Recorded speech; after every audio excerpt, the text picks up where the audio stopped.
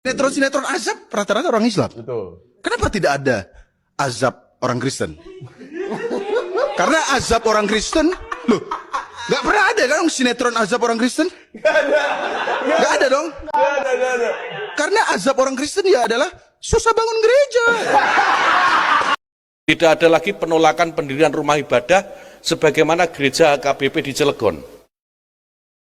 Saya laporan nih Pak Evorus dan Pak Sekjen dan seluruh jajaran, di Cilegon, kota Cilegon itu masih ada gereja HKBP yang ditolak pendiriannya oleh wali kota.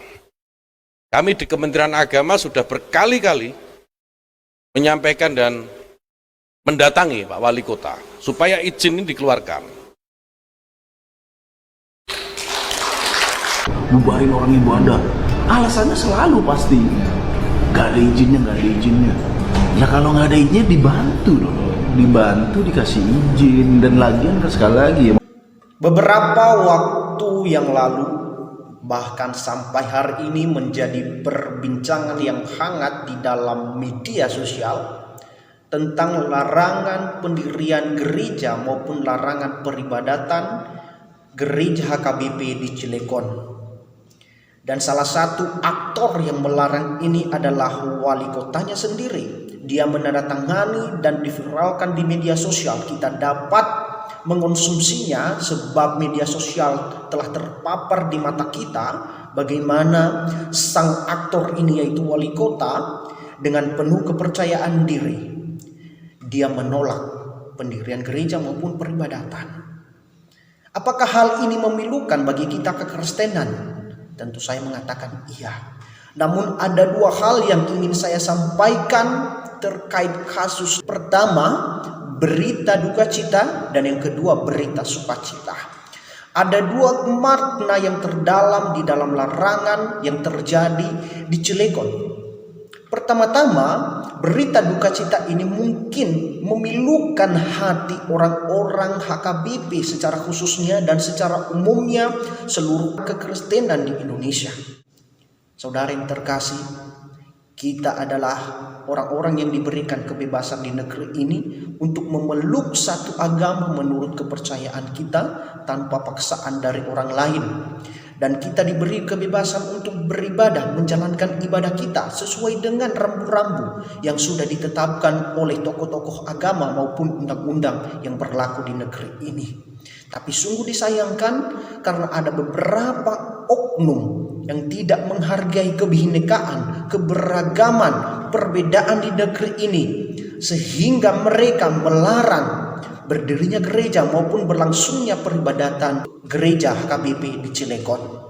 Ini memilukan hati kita, di mana kita sebagai seorang yang ada di negeri ini, anak negeri ini, tidak mendapat hak dan kewajiban kita untuk menjalankan keagamaan kita sesuai dengan yang tertulis di dalam undang-undang. Namun jangan berkecil hati, ada berita sukacita yang tersirat di dalamnya. Apa itu? Sejarah gereja mencatat ada ungkapan yang berkata demikian: semakin dibabat, semakin merambat. Tantangan, masalah, bahkan problem-problem yang sering menghantui, menghambat berjalannya Injil, pemberitaan Injil, bahkan peribadatan orang Kristen, khususnya di saat gereja mula-mula, itu bukanlah masalah yang besar, itu bukan masalah yang cukup merumitkan atau menghambat pergerakan kekristenan. Justru tantangan, hambatan itu dijadikan sebagai batu loncatan bagaimana orang Kristen mempergunakannya sebagai celah atau untuk memotivasi mereka untuk tetap teguh di dalam Injil yang sejati, untuk menjalankan apa yang mereka imani, yaitu Kristus Yesus yang memimpin kehidupan kita seluruh orang percaya. Dia adalah batu penjuru. Dia adalah orang yang memimpin kehidupan kita berjalan di dalam dunia ini. Kita berada di dunia ini dan kita harus menampilkan apa yang telah Kristus ajarkan kepada kita, khususnya yang tertulis di dalam Alkitab. Saudaraku yang terkasih, Kita jangan berkecil hati jika ada beberapa orang yang memang melarang peribadatan kita, khususnya agama kekristenan, bukan hanya di Cilegon, mungkin di seluruh Indonesia atau di tempat-tempat tertentu yang memang ada beberapa orang tidak menyukainya. Ini bukan informasi yang baru, ini sudah berulang kali terjadi.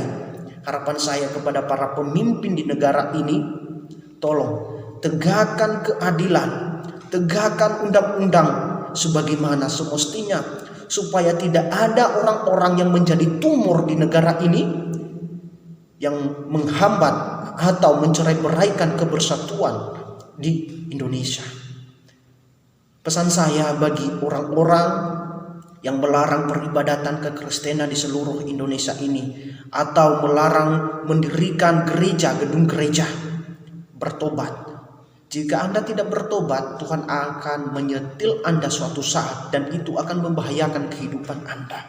Dan pesan saya bagi seluruh orang Kristen di Indonesia ini, mari kita menerapkan hukum kasih kepada Tuhan, kasih kepada sesama, dan juga keadilan. Kita meminta keadilan dari Tuhan dan keadilan dari pemerintah kita.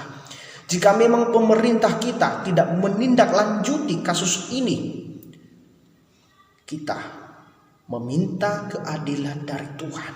Sebab Dia yang berperang bagi kita. Sebab Tuhan Yesus sudah menjanjikan bahwa Dia tidak akan pernah meninggalkan kita dalam keadaan apapun. Ia tetap sama kemarin, hari ini, dan sampai selama-lamanya. Itu saja pesan saya terkait kasus ini. Dan kiranya kita seluruh orang Kristen beroleh kasih karunia dan penyertaan dan penghiburan serta kekuatan yang daripada Roh Kudus. Terima kasih dan Tuhan Yesus memberkati. Shalom.